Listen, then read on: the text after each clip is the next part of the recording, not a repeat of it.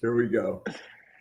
Welcome to the Are Relevant Daily Draft Podcast, joined by Randall, Hank, Josh, special guest Alex from Hail Mary Sports. We've had a week of college football. So, Alex, what stood out from you from this weekend? Well, apparently Bill Belichick is no longer the king anymore, so that kind of sucks. But outside of that, just obviously a lot of fun guys being able to show that they've taken steps forward. Some guys showing that they haven't taken that leap yet, and it kind of gets us a little bit more of an appropriate, projection for where we think these guys are going to be. Yeah, one thing I'll throw in there, not just talking NFL prospects, college prospects. It feels like for the first time in a while, there's not a true clear-cut number one team in college football, which is really healthy for the sport. We got the 3 top 10 matches this last week, which were all really entertaining. But this is going to be a really back and forth poll for the rest of the time, and then it's going to make for a really interesting college football playoff here in a couple months. Yeah, no, I agree. Arch Manning sucks. Julian Sayin is better than him, and the entire world got flipped on his head. And Tulane is kicking ass as a group of 5 team. Santana Hopper looked great. My boy looked phenomenal on Saturday. But no, college football was great. Jeremiah Love apparently has a tell, and the people found out, and now he sucks it now. So there's a lot going on, but there's a lot to unfold after just 1 week. Yeah, well, that tell just means that my summer scouting Jonah Coleman RB1 lives on. He had 199. Dude, he looked great. I looked great. As a Washington fan, he looked way better than I thought he would. He looks in shape. He looks fast. He looks twitchy. He looks phenomenal. I know, and I loved it. And then one thing that I'm concerned about is I'm not sure. Has anybody seen any injury report on Antonio Williams? Looks like it was a hamstring. Hopefully he's not out, but it almost seemed a little bit like Cade is dependent on Antonio Williams to open up the field. So I'm a little concerned with that and see how Cade progresses through the year if Antonio Williams is out, maybe 4 to 6. Hamstrings are always tough to analyze, I know what you mean. So, yeah, and I was having fun even last night watching the TCU game. Yeah, it was fun.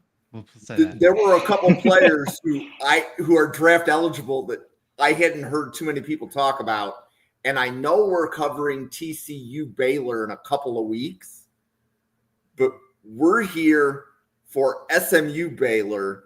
And Alex, SMU is your team? Is that what I understand? Yes, sir. I live in Dallas. I get to have the pleasure of having to see him in person every week this year. Nice. And what is your prognosis for SMU this year?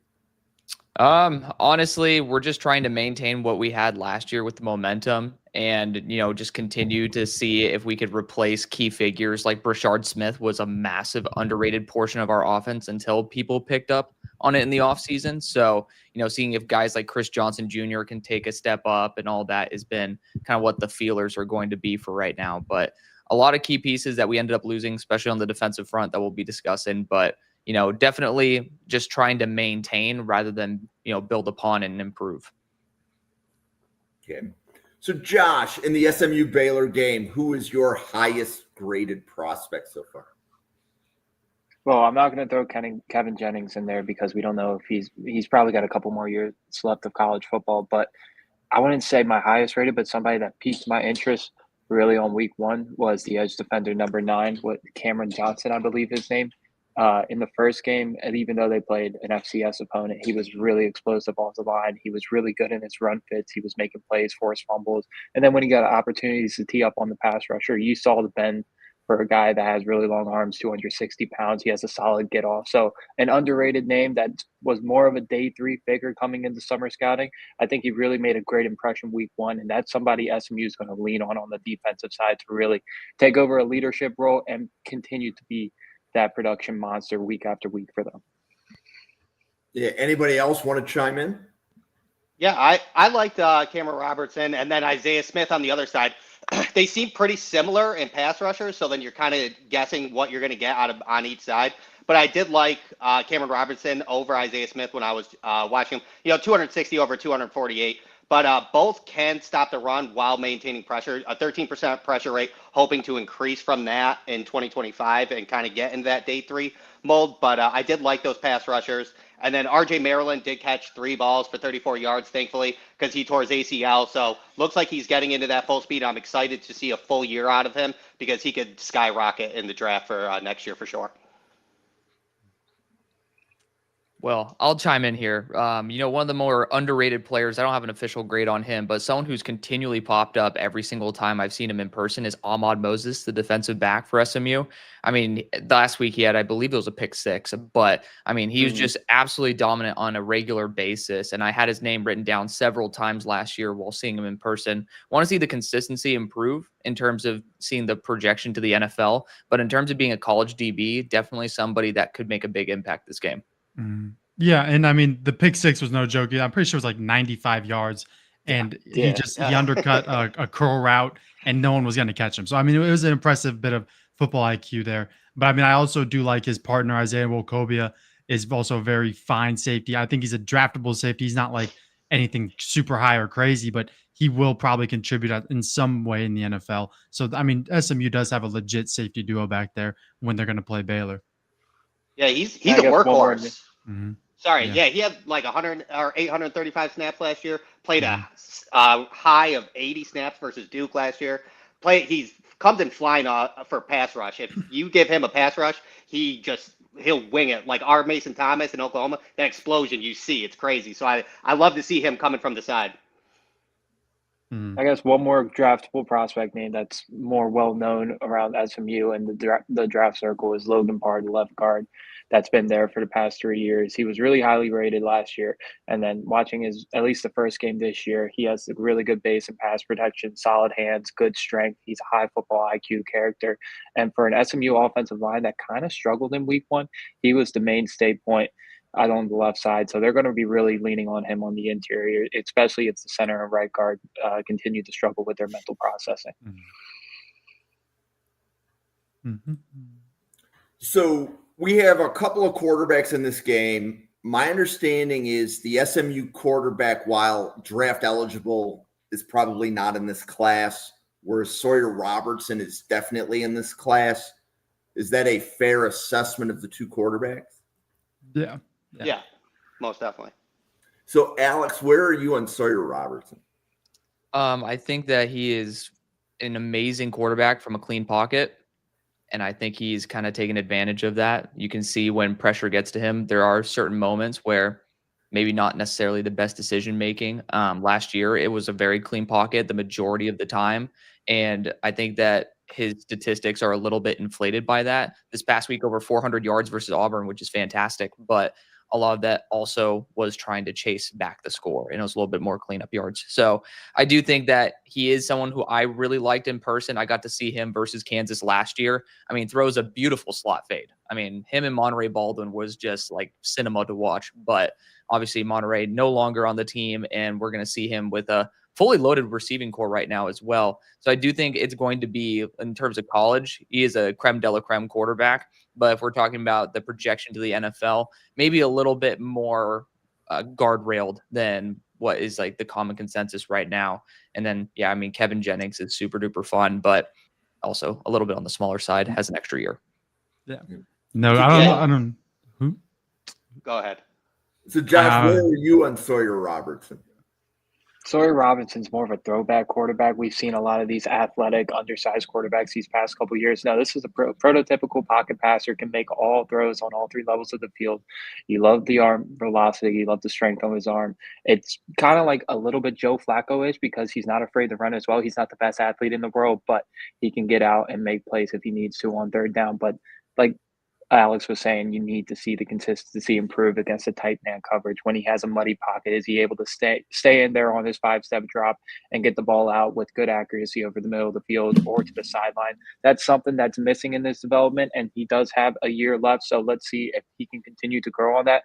But I think his makeup, his size, his arm strength, his ability to go all 3 levels of the field, he'll get drafted no matter what. It's just how good can he get at this point. And Hank, how about you on Sawyer Robertson? Yeah, no, I mean, there's not much I like about Sawyer Robertson. I mean, he's fun. I'll say that. I think that under pressure, he's just fine.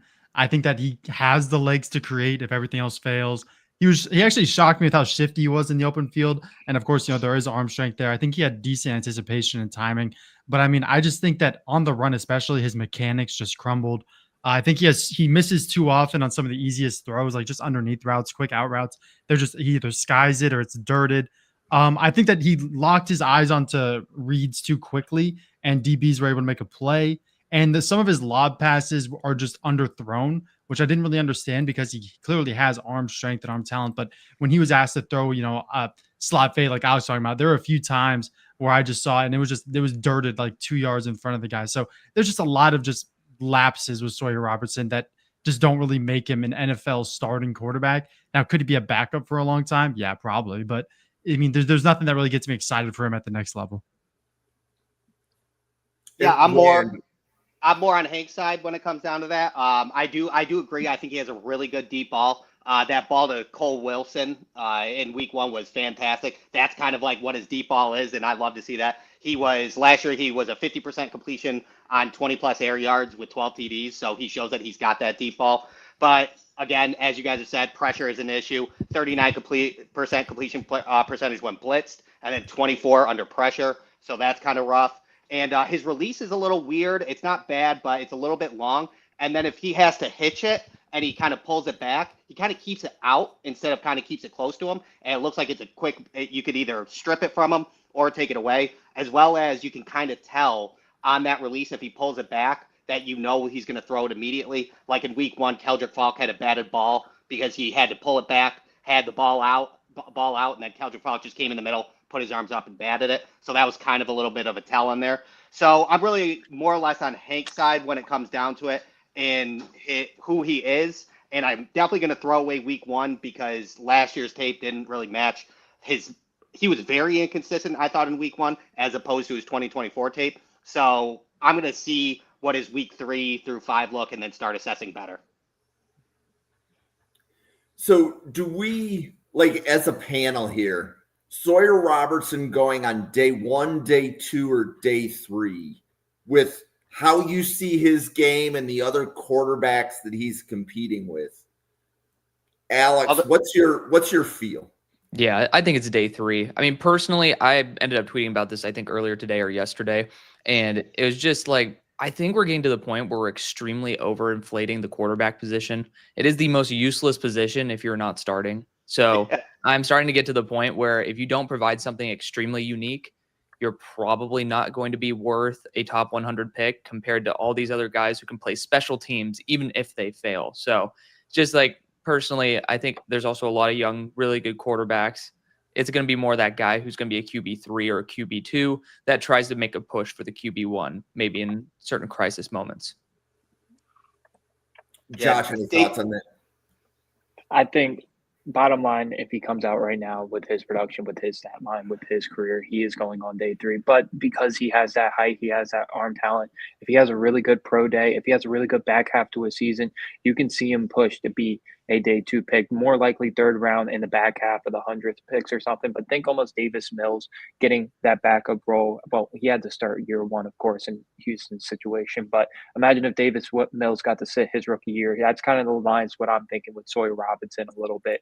If he has the year that we think he can have, at least us hopefuls of Sawyer Robinson. Hey, Davis Mills is living a good life. He just got paid, backup quarterback style.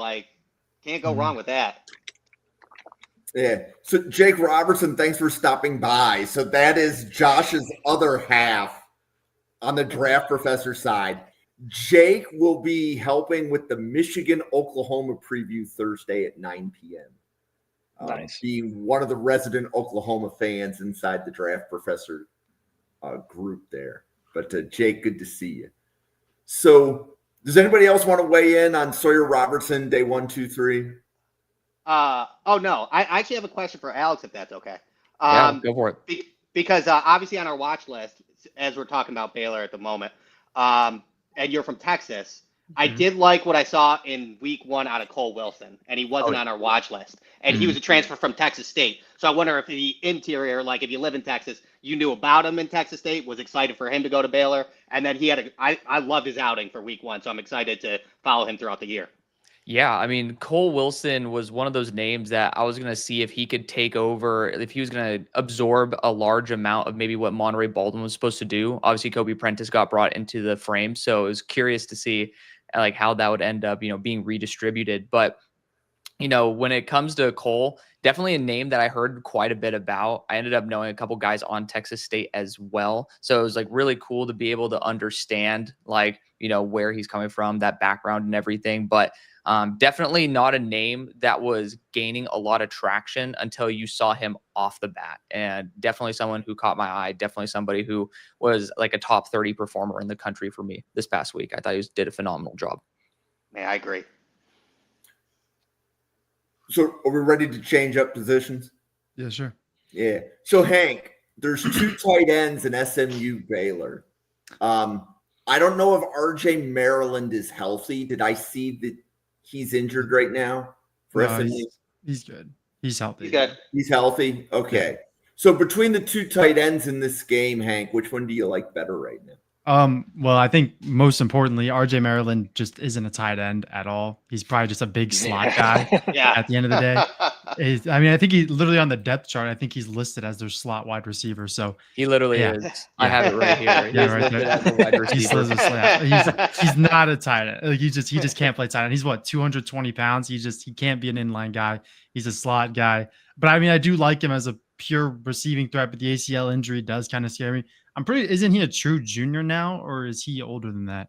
RJ is a true senior. True senior? Okay. So he's gonna be declaring, because I didn't know if he had one more year, but maybe he could squeeze one more because of the ACL injury just with the committee. But I think that he should just capitalize on NIL money and stay in college as long as possible, because I think when he does decide to declare, it's going to be like a late day 3 situation with him. But I didn't like Michael Trigg was fun to watch. He kind of like, if you put Isaiah Pacheco at tight end with his mentality, that's kind of what I saw with Michael Trigg.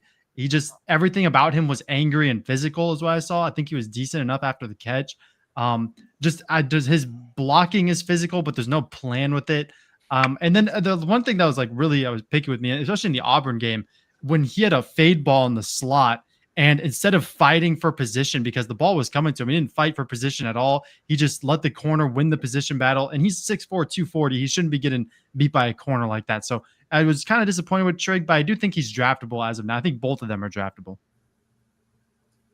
So Josh, how about you? Where are you in the tight ends? I think both tight ends, Michael Trigg and RJ Maryland, are probably 2 of the favorite guys that I've watched over the past couple years for both of these teams. Michael Trigg is a really athletic kid, can make every contested catch in the world. He has good athletic ability all around, alignment, versatility. I even like his release off the line of scrimmage for a bigger tight end. I think a little bit of like a Jordan Reed-esque tight end with his athletic ability. And week 1, it was really good to see his willingness to block and be physically challenging on the line of scrimmage and in the contested catch scenarios, because that was my biggest question for him coming into the year. How much did he want it? How physical did he want to be at the line of scrimmage? Because if he develops even adequate blocking, then his draft stock will rise just because of how talented he is athletically. But you want to see him use that more in his route running and catching at the catch point. And so instead of just relying on his athletic ability, actually win with some nuance, go up, high point the football. You just want to see those little developments at the tight end position. But as an athlete, all in all, a really fun prospect. And then RJ Maryland is one of my favorite prospects in the draft. Yeah, he's not a tight end. He's not going to contribute as a blocker, but as a field stretcher, as a middle field threat, a guy that could sit down in zone coverage and take yard after catch balls. He is a really fun tight end prospect. I think almost Isaiah likely without any of the blocking. That's the type of tight end RJ Maryland kind of fits into. Mm-hmm. And if SMU wants to rely on more of a passing attack downfield instead of relying on the smaller receivers to win off the line of scrimmage, RJ Maryland is going to be a huge part of that development and that offense in totality this year. Yeah, I agree with that. I would say my favorite thing about RJ Maryland is that in certain situations, in certain schemes, he is a huge mismatch for defenses. So there is definitely a receiving role for him in the NFL. It's just in my opinion, it's more of a specific role, and he's a specific kind of threat. Agreed. But he's a threat that can get used regularly in the slot in the NFL. He will be able to beat linebackers consistently. So, Randall, how about you on the tight ends? Yeah, I definitely agree with Hank when it comes down to Michael Trigg. A lot of fun to watch. A lot of hiccups in his 99-yard receiving, 1 touchdown. You know, he honestly should have had 2. He won that hand fighting in the end zone, and he should have came down with that ball. I think that would have skyrocketed more if he actually caught that. He had 2 drops in that game, but still had 99 yards. So it's kind of like you're weighing out what you kind of get. You definitely did see how he can mismatch in the middle of the field when he caught that pass interference in the 4th, when he was coming up on the slot. He just bullied the slot corner and then made him hold. So he got that PI on there. He definitely looks a lot smoother in his route running from last year to this year, and that's the best thing that I like to see out of Trigg is his improvement in the route running. I thought he brought a little bit more nuance, a little bit more twitch at the stem, and that's what makes him great. I really didn't like his blocking, even though he's like physical on the line. I thought it was awful. So I kind of see him right now as just a slot receiver as well until he can build on that. If he builds on that, then we can have a conversation.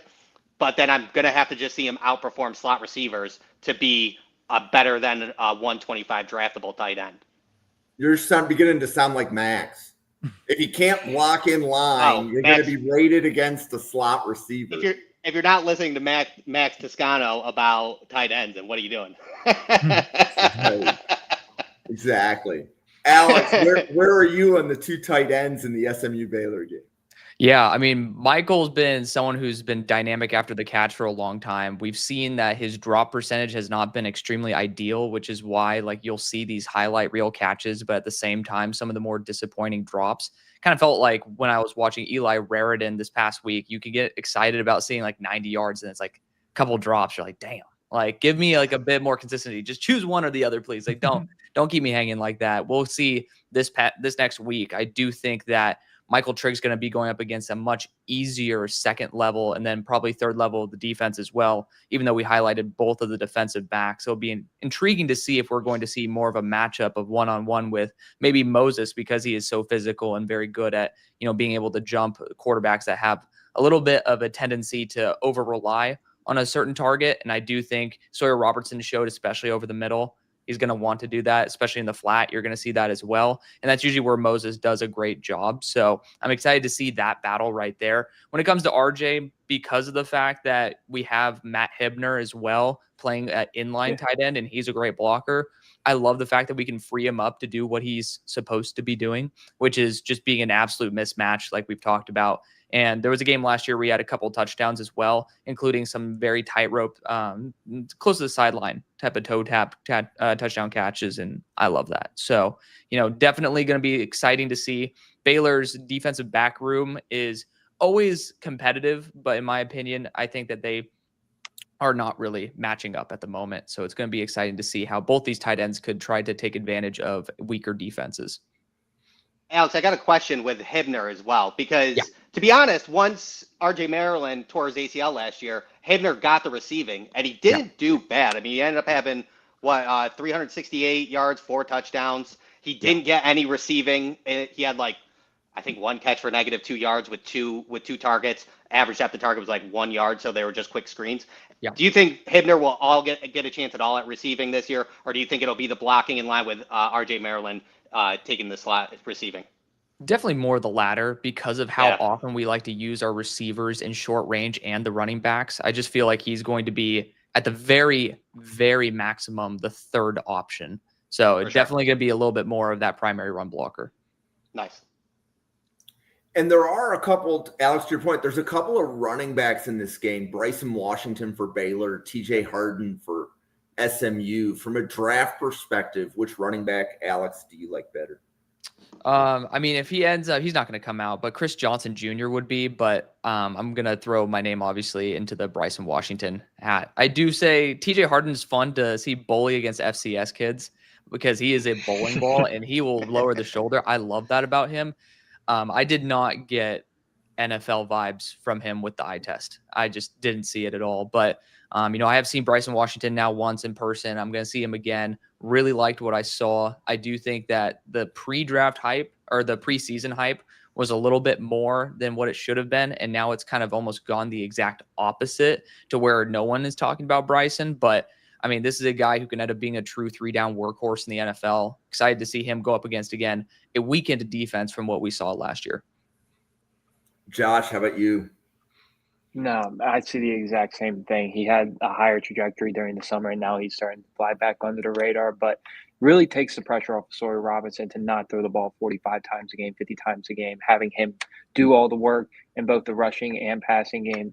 Bryson has been awesome for Baylor's offense, and they've really needed him over the past 2 years. So he's going to be another contributor this game. He'll honestly be a main reason if Baylor can get ahead early in this game or not, how effective he can be on the ground. It's all up to the offensive line because his vision, in my opinion, is one of the better ones in this class at his build. So I really do think he is the best out of these two teams. But Chris Johnson Jr., especially in the first game, even though in the FCS opponent, he was really fun to watch at the second level, really jittery in the open field, has a speed and burst. One of the best change of direction backs that I've seen in a couple of years. So keep an eye on Chris Johnson Jr. over the next couple of years, but Bryson will be the guy for this game.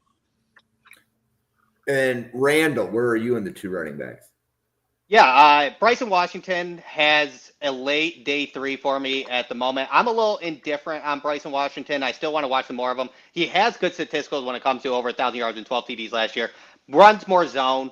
I don't think the tape matches his 4.11 yards after contact, to be honest with you. I like his vision, but I think his decision making sometimes is a little off, to be honest. He runs a lot of zone, kind of takes the wrong gap, in my opinion. Like last year, his West Virginia game, he had 3 touchdowns, but his touchdowns were great. But everything else in between was hit right at the line of scrimmage, right in the middle, and things along those lines. He had a decent week 1. He had one really good run that I saw that is NFL caliber, is when he was coming to the outside on the right, and he was patient to open up a hole outside of the offensive tackle and then take off to the 1-yard line. I like that, and I want to see that more often. His hands are really good, and I think that's a big plus for the 3-down work. I think he's only had 2 drops in his collegiate career so far, and he's a good on the catch and run, so I like that dynamic on both run and the pass. I just want to see more consistent.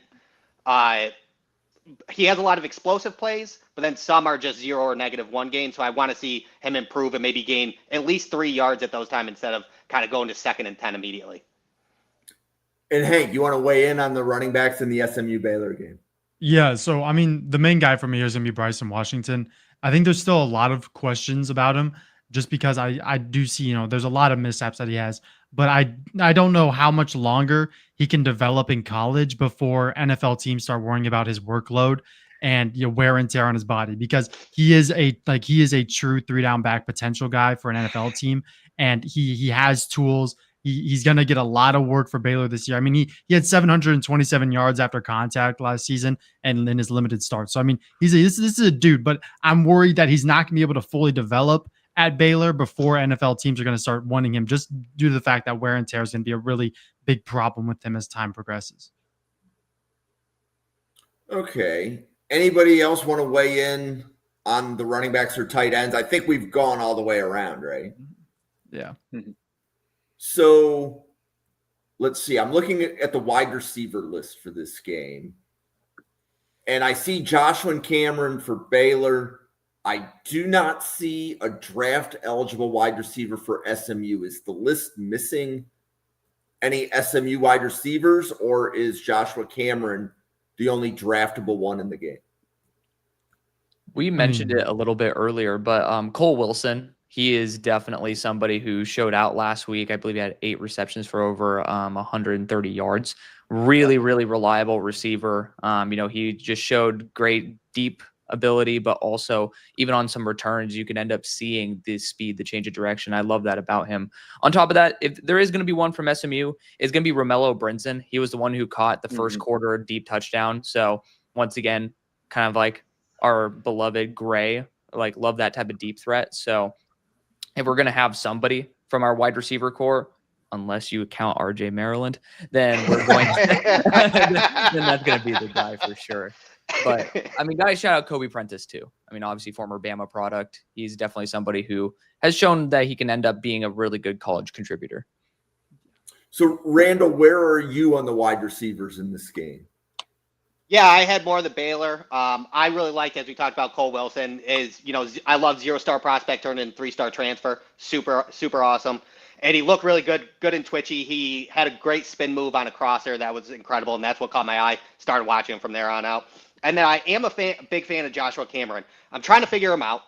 6'1", 224, kind of play like is a running back build in a wide receiver body, like Debo style. And Debo style kind of like he is elusive for his 6'1", 224 and will try to evade tackles and is pretty good run after the catch. I mean, for 224, it's 6.3 yards after the catch per reception.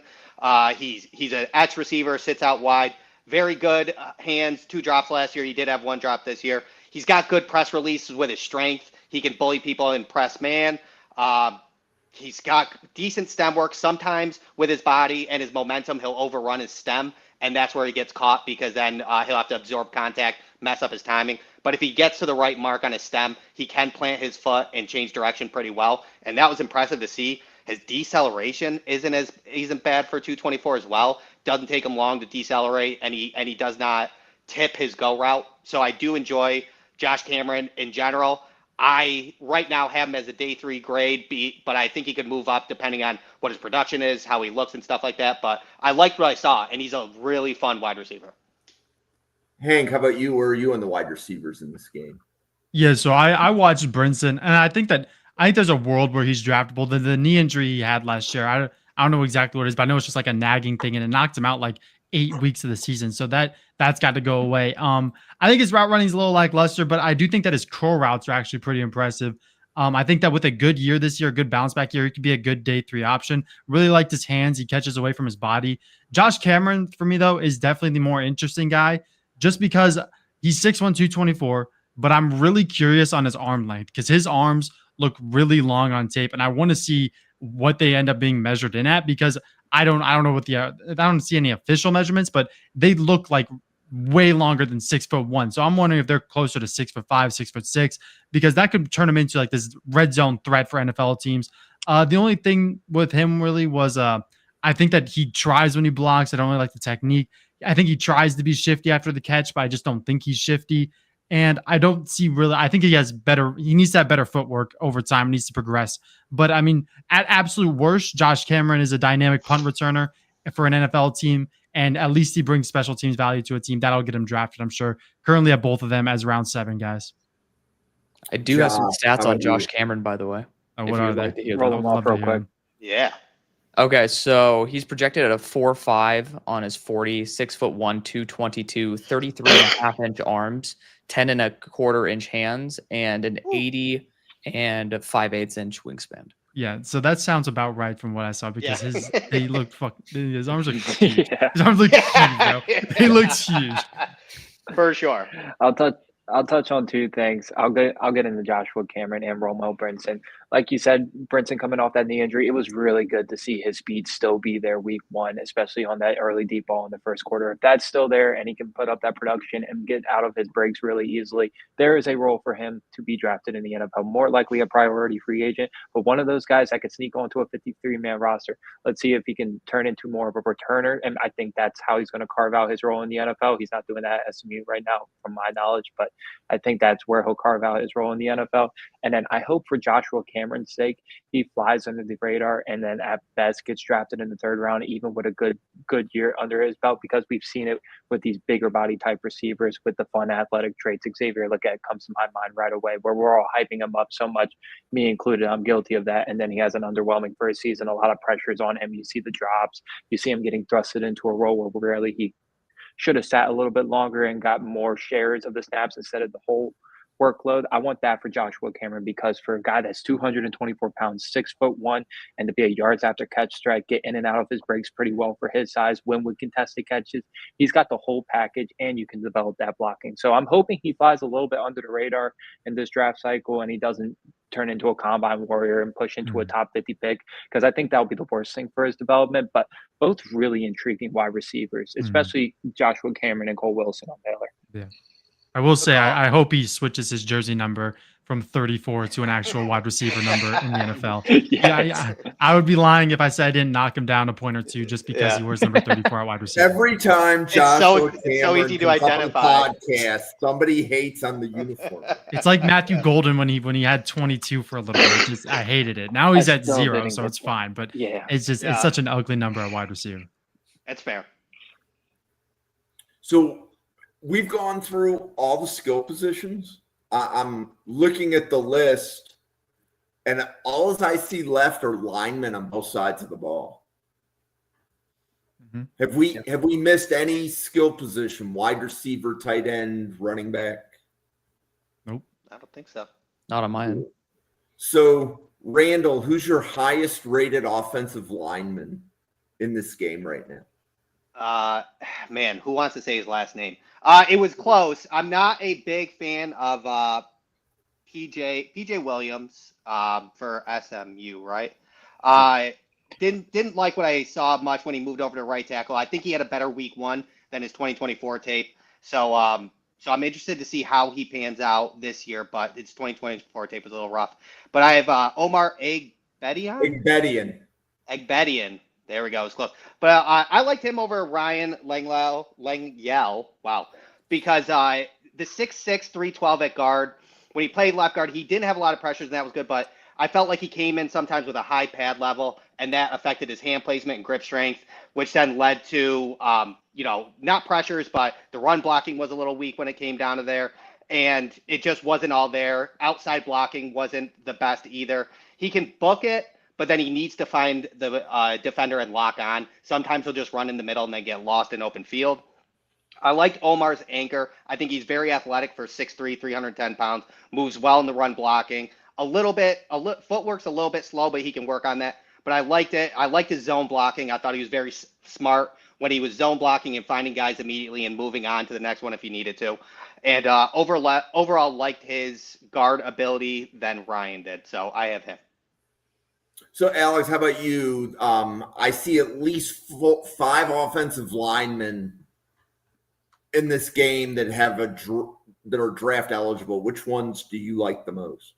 Yeah, I mean, Logan Parr has been just extremely consistent for us. Obviously, we need to make sure there's some consistency, got to keep the health good, and then we'll end up being able to evaluate him. He is obviously a graduate prospect. That's going to be the big question for him is, what's your ceiling? Because you are kind of being an old mass man going up against younger boys. Like, you should be able to whoop their ass a little bit. But another one that I don't think we've mentioned yet is actually Savion Byrd, the left tackle, redshirt senior. Mm-hmm. I actually thought that he had some interestingly positive reps, and he looked a little bit more confident than PJ did. PJ still looked good.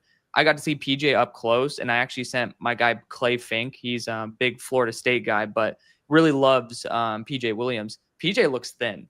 I don't think he's actually at 313 right now.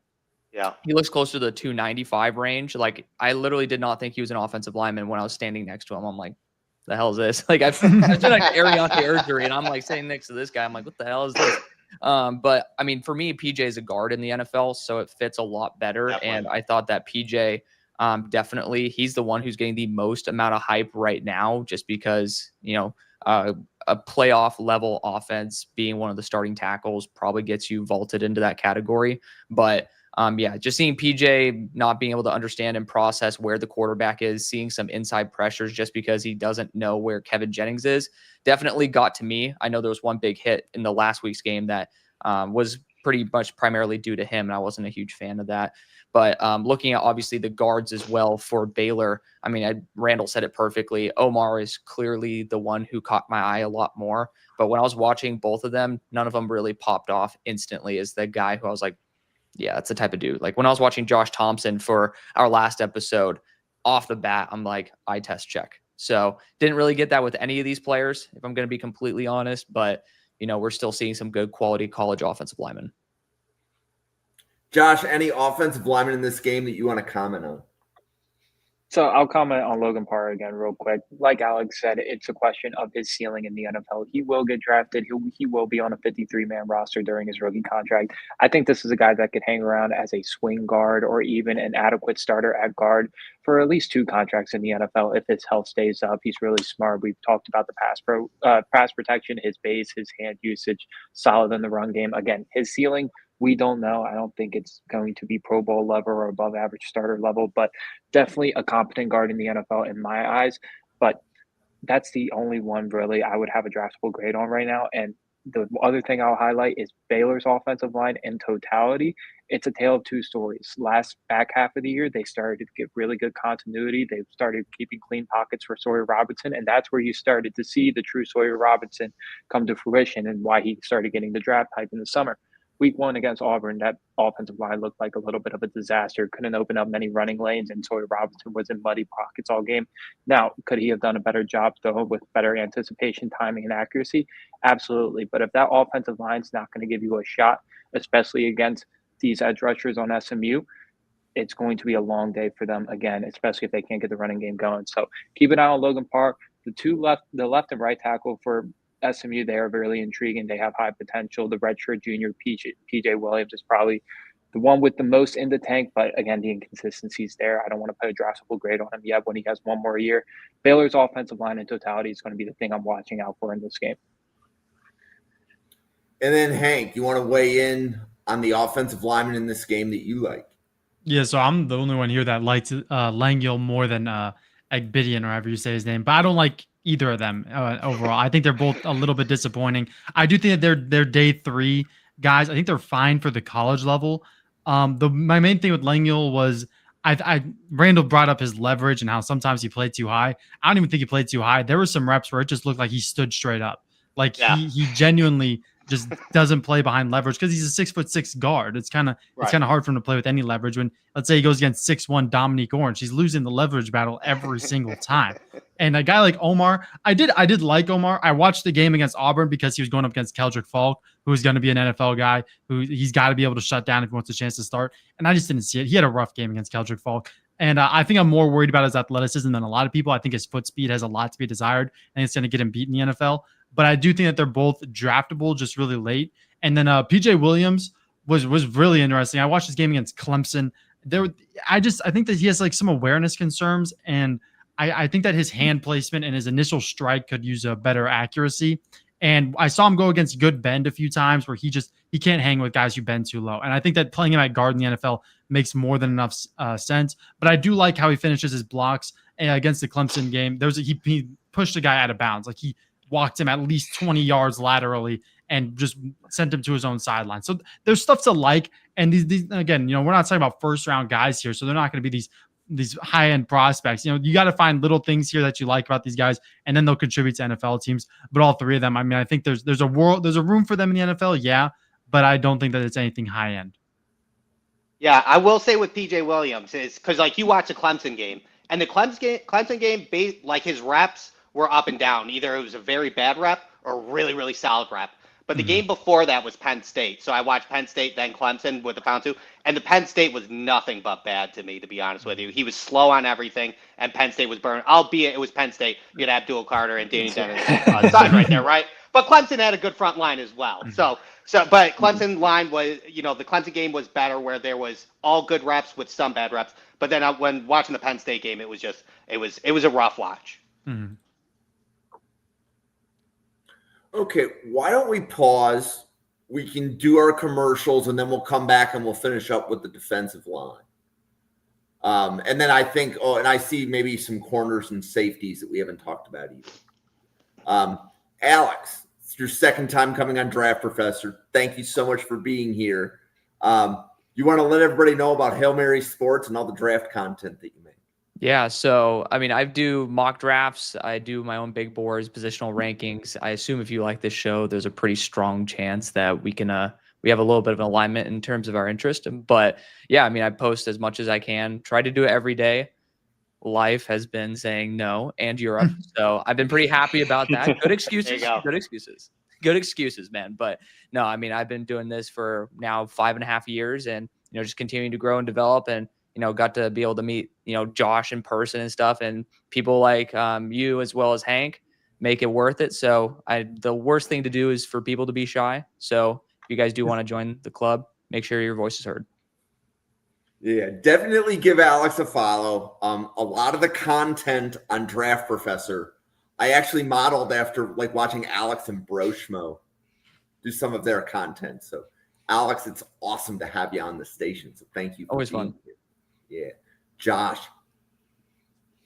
You'll catch me every week here. Hopefully I can get on more Mondays, schedule depending. We are grinding over here at the University of Delaware at the full swing of things. My first time getting an internship role, going through all this. So balancing a lot with school, but still making time for you guys. Always good to get on with you, Jim, Randall, Hank, Alex, all you guys. You guys are why I still do this. But you'll catch me every week or so, and then hopefully once draft season gets going around, I'll get more into the swing of things. But if not, this podcast right here got you covered with everything 7 days a week, college football and draft prospects related.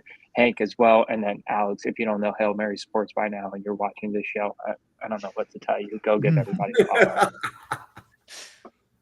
Hank. Yeah, so I mean, everything as of now, Substack, Twitter at Hank Knows Ball. YouTube channel on the way. I'm almost done with the third video, so it'll start probably, I'm hoping, next week. I just got to find the time, balancing school, balancing this, balancing, everything. I'm balancing a job, balancing it all, but it's great. It keeps me busy. But yeah, I mean, I show up here once a week and I just talk about whatever I'm told to talk about. So I just do my job. And yeah, if you want more, you can follow me on, anything at Hank Knows Ball. Randall. Yeah, you can find me Twitter and Blue Sky at Randall Slifer. I try and respond there to everybody. I'm on Tuesdays at 6 o'clock with the draft professors, and then anytime else I can fill in throughout the week, anything I can talk about. And I also do a Buffalo Bills podcast with Do Champions on Mondays at 7 if you want to check that out if you're a Bills fan. And then I'm also with Team MBS. I write for Arkansas Razorbacks and the Buffalo Bills there. I'm also part of their NFL Draft Central with Bill Carroll, Jeff Barnes, and Greg Rector. We go on after the season ends, and then I'm doing a podcast every Saturday as a college football recap on Saturdays with Greg Rector. The Final Word on Saturdays at 7 o'clock Eastern. Well, welcome to the Draft Professor, everybody. If this is your first time catching a Draft Professor podcast, I want to tell you that we're here every day. We literally make a draft podcast every day. And generally speaking, at this point, we're doing 2 shows, 7 p.m. and 9 p.m. Eastern. So this is just the warm-up act. We're actually covering Kansas and Missouri at 9 p.m. So if you just want to learn more about the prospects in the draft, we're covering it one college game at a time. We're here every day. Later this week, we have the Ole Miss Kentucky game. We have the Illinois Duke game. We have the Michigan-Oklahoma game. We have the Iowa State game. So we'll be previewing all of those throughout the week. And just go to YouTube, hit that subscribe, please and thank you. And that's how you'll be notified of all of the draft content that we make. But that being said, we need to finish up the Baylor and SMU game. And I see... Let's see. I'm looking at the list. So Isaiah Nwokobia, the safety from SMU, Devin Bobby, the safety from Baylor, cornerback Deuce Harmon from SMU. Anybody want to weigh in on the defensive backs? I mean, yeah, I can start it off because Devin Bobby actually ended up being my highest graded player from everyone that I watched. So he was my favorite one. I think that just as a pure guy who will attack downhill and cause disruption and just hit really hard, that's what Devin Bobby is. I think that 5'11", 198, there is a little bit of size to be desired. And I do think that his effort working sideline to sideline was a little lackluster, which kind of shocked me because he worked so hard going downhill. But when he started moving laterally, it just he went back a gear. So I want to see him maintain that gear throughout the entirety of a game. I think his footwork could use a bit of refinement. But like I said, if you just want a guy who can go downhill, make contact, and I think that he has really clear instincts on tape. And I think in what is a weaker safety class after the top 2, this guy could easily get drafted. I could even go as high as a late day 2, early day 3, just because the safety class really isn't anything special. And I know we talked about defensive backs, but I forgot to bring this guy up on the lineman because he plays D-line. But Jackie Marshall out of Baylor, really, really kind of impressed with him. I have him right now as my defensive interior 8 because he's not really a defensive tackle, more of like a 4 tech kind of. But I think that he's just a really impressive prospect. I think he's an easily draftable guy just I want to see him create more in pass rush. I think that a lot of his sacks last year were more cleanup and coverage sacks. If he can really step up and get a 1 or 2 moves in the pass rush game that he can rely on to sack the quarterback, I think this is easily possibly a day 2 guy, but for sure early day 3. I think even now he can be a day 3 guy because he contains so well. He's able to hold gaps. He's really hard to move. And I think that in the pure run stuffer, playing a forward tech for an NFL team, I think he's going to be just fine. But those are the 2 notes I have on guys. So Josh, how about you? Anybody else that you've watched that's playing in this game that jumps out at you? I mean, we mentioned Cameron Robertson earlier, but this is a guy I expect to make a push into a top 100 pick if he continues what he did off of week 1. He has that type of potential with his long arms. I'm really concerned with both of these teams' interior defensive line, especially SMU week 1. That was really concerning, keeping them in the game for that long, and their linebackers as well. I attribute linebacker play to just week 1 jitters almost, even if you're experienced. We saw it over here at Delaware. A lot of players got out of their gabs. They're just antsing around trying to make plays in the backfield way too early instead of staying disciplined. I think you'll start seeing more of a trend with like Ohio State's linebackers this week where they were disciplined, played all their gaps, really made an impact on the game. I think you're going to see that from both Baylor and SMU, but if SMU gets a little lackluster in the back 7 of their front 7, it's going to be a very long day going up against Bryson, the running back out of Baylor. But both interior defensive lines and linebackers for both sides, I'm going to be keeping my eyes on. And I want to see if Isaiah, I can't say his last name, but we know who we're talking about of SMU, Nwokobia, turns into the prospect we saw a couple years ago. Number 3, Ahmad Moses has really taken over as probably the best safety on that team as of now, and that's saying something. Nwokobia had close to 100 tackle season a couple years ago, and he was instinctual, was making play in man and zone coverage. If we see him starting to get back into form, that's probably one of the better safety tandems in all of college football. And SMU really needs that with a little bit of inexperience at their cornerback position. So I'm keeping my eyes on both interior defensive lines and the linebacker position for both teams, but keep an eye on both safeties for SMU. Really intriguing draft prospects. So Alex, any of the DBs or the defensive linemen that you want to give a shout out to? Yeah, you mentioned Deuce Harmon earlier, and it's more of a slight to Jalen Davis Robinson. And again, I got to support my ponies where possible, but it was just clear when I was watching them eye test, it was clear who could end up guarding a receiver that is semi-NFL caliber, if not NFL. I will say that SMU is completely outmatched in terms of, first line defensive backs, those corners, as well as in the nickel versus these receiving weapons that Baylor has. But we are talking about the safeties and, especially Sawyer with the deep ball. Maybe that's where we could end up seeing a little bit of, regression back towards some competition. But I will say this is a crazy sleeper. He just popped off to me on 1 rep last week. Number 55, Wu Spencer, the defensive interior. He's 6'4", 316 pounds, redshirt sophomore.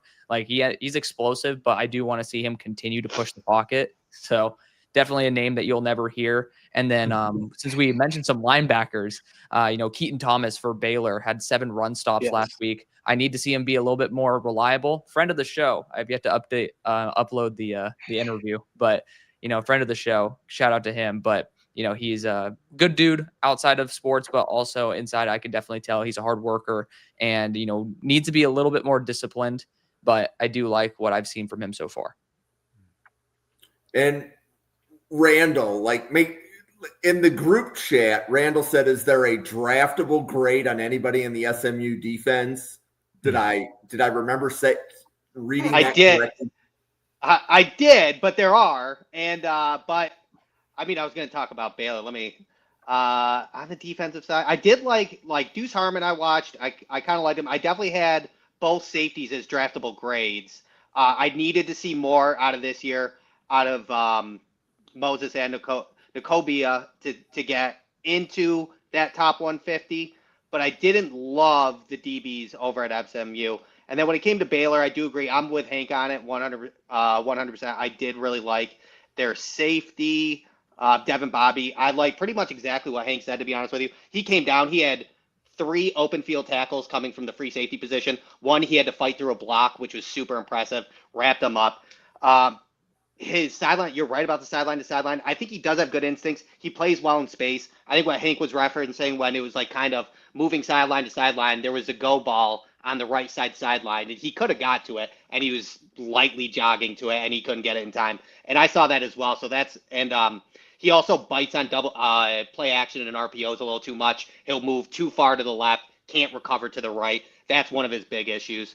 And then I was a little surprised for Baylor, which Alex might be able to help me on this, is I didn't mind Caden Jenkins' tape last year, and I know he did not start this year in week 1. They gave the 2 starting corners, not to him. And then he played 21 snaps. He had sticky coverage on a PBU that he had in week 1 that looked good. I think his man coverage is decent. I think he can mirror well. I think he decelerates well to follow comebacks in man. His zone is a little up and down. His man is better, but he's relatively fluid on the outside. And I know he's only 177 pounds, but he is 6'1" and pretty long.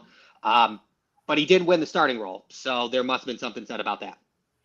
Yeah, I mean, I wish I could give you some personal insight on it, but I do think that build is particularly amazing to be able to counter Romello Brinson. So I do think, especially for this week, it might have been maybe a matchup thing since they didn't do that last week, but definitely something that, with the 6'1" versus 6'2", 177 versus 190, but primarily used as a deep threat, I think it could be a matchup thing.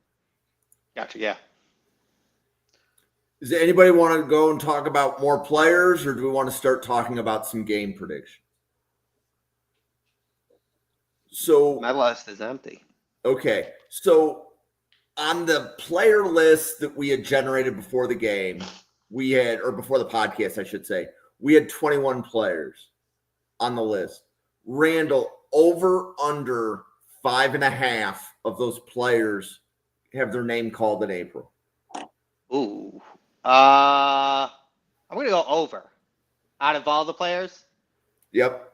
Yeah, I'll go over because I did really like Cameron Robertson. I think he can get better. I think Ahmad Moses and one of the SMU safeties will become draftable. Will get drafted, I believe. RJ Maryland will get drafted. I think Hibner will get drafted as well as a blocker. I think because nobody really blocks in this class, I think there's an interesting factor to get blocked. And then he showed he caught, as a Buffalo Bills fan, Dawson Knox, right? Dawson Knox got like 200 yards in his whole entire collegiate career. Great blocker, turned him into a pass catching option. Hibner showed that he could catch when RJ Maryland towards ACL. So start as tight end 3. That's a possibility. PJ Willams, if he moves into guard, definitely. I think Cole Wilson could carve out a role. Josh Cameron is going to get drafted. I think I'm already at 6. Bryson Washington will definitely put in 6. So yeah, Michael Trigg. Yeah. So over. There you go. Yeah. So over. Easy, right? Free money. So, Alex, how about you on the over under of 5.5 players in the SMU Baylor game have their name called during the draft? I want to say over, but I'm going to be pessimistic here. And because every single year, there's always those players that we think should go on late day 2, early day 3, and somehow they just end up slipping to be a PFA. So I think realistically, we're going to have to go under. I do think you talk about Sawyer. Part of me believes that Bryson, since he's a redshirt sophomore, could end up returning. It just depends on the vision for his workload.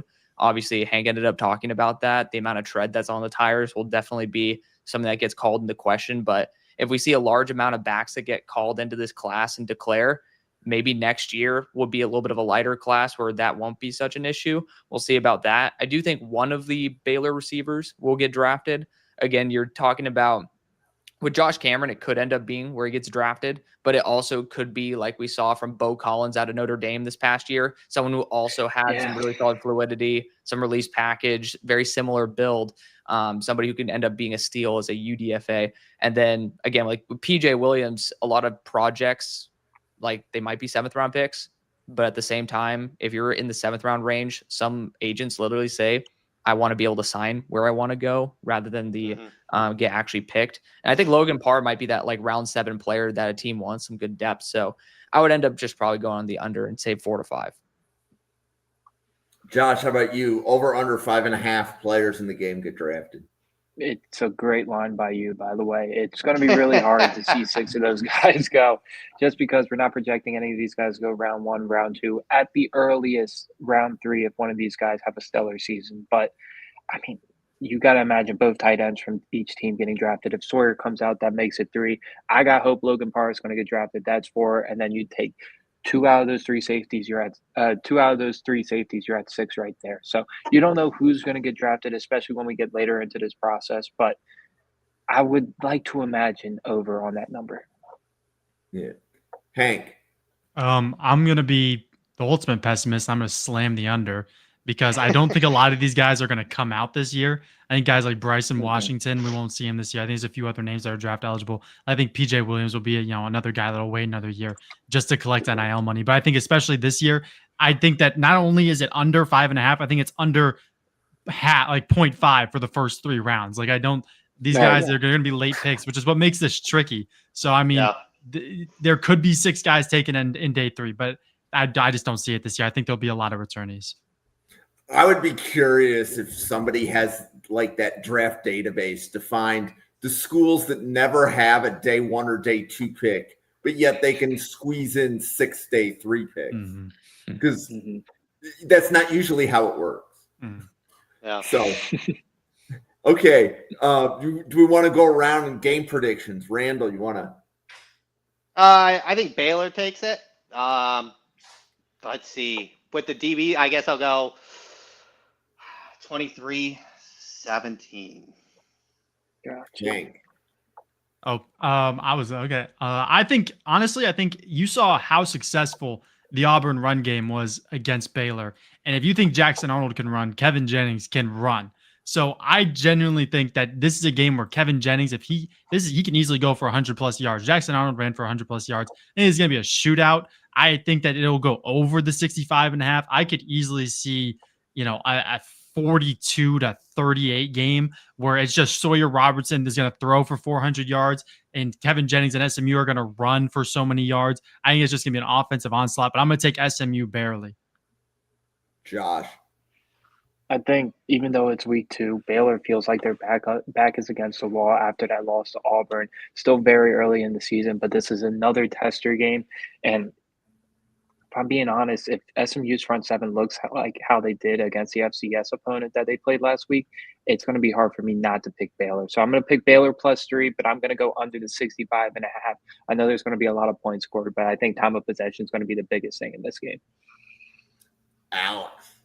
I'm going to be rocking Baylor on this one. I really do agree. I think it's going to be a little bit of a shootout early on, but I just don't believe that SMU will remain consistent enough. I think we took a pancake or a cupcake game for week number 1 versus a Baylor team that just ended up being really stress tested versus Auburn. So, we're talking about decision-making, not necessarily in full rhythm yet. And then we're also talking about a Baylor team that is, again, not really back against the wall, but at the same time, you lost them with your home opener and you really wanted to get that win. And now you're coming into Dallas, which is, again, I believe it might be a TCU and Baylor. That used to be the Waco rivalry. But, I mean, still, very close proximity, 100 miles, and, definitely a lot of bad blood that could be spilled on that field. I do think it will end up being like 32-17 for Baylor, because I just think that they're going to get a heavy lead early. They're going to run the clock, and then SMU is going to be forced to pass a little too much. Cool. Well, I appreciate everybody coming in. There's a lot of you watching right now. Thank you very much. Remember to go to YouTube and hit that subscribe to be reminded for daily draft content. For the 90 podcasters of the Draft Professor, for special guest Alex from Hail Mary Sports, for Randall, Hank, Josh, and all of the Draft Professors, thank you so much for stopping by tonight, everybody. We'll see you on a podcast again in about 1 hour.